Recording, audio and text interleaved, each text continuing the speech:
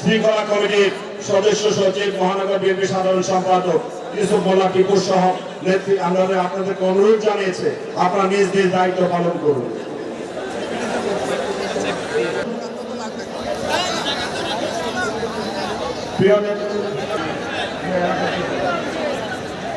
প্রিয় নেতৃবৃন্দ, যারা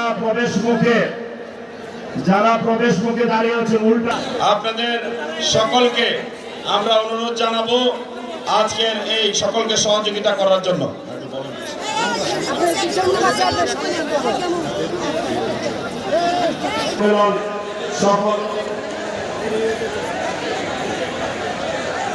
মহানগর যুবদলের আহ্বায়ক ফজলুর রহমান বাবেল এবং আজকের দ্বিবার্ষিক সম্মেলন সফল ও সার্থক করার জন্য আমরা যারা এখনো এই যে প্রবেশ মুখে যারা দাঁড়িয়ে রয়েছেন, RICL TMX, যুগের পর যুগ স্থাপনা থাকে মজবুত।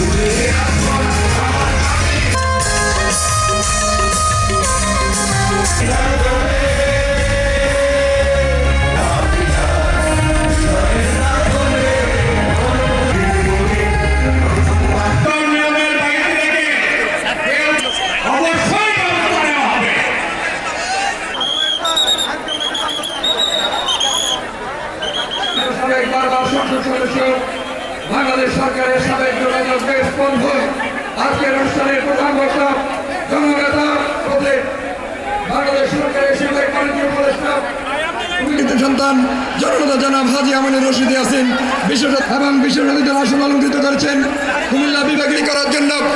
ইতিমধ্যে এই বিভাগীয় বিএনপির করে এই কুমিল্লা দক্ষিণ জেলা বিএনপিকে আজকের এই পর্যায়ে উপনীত করেছে।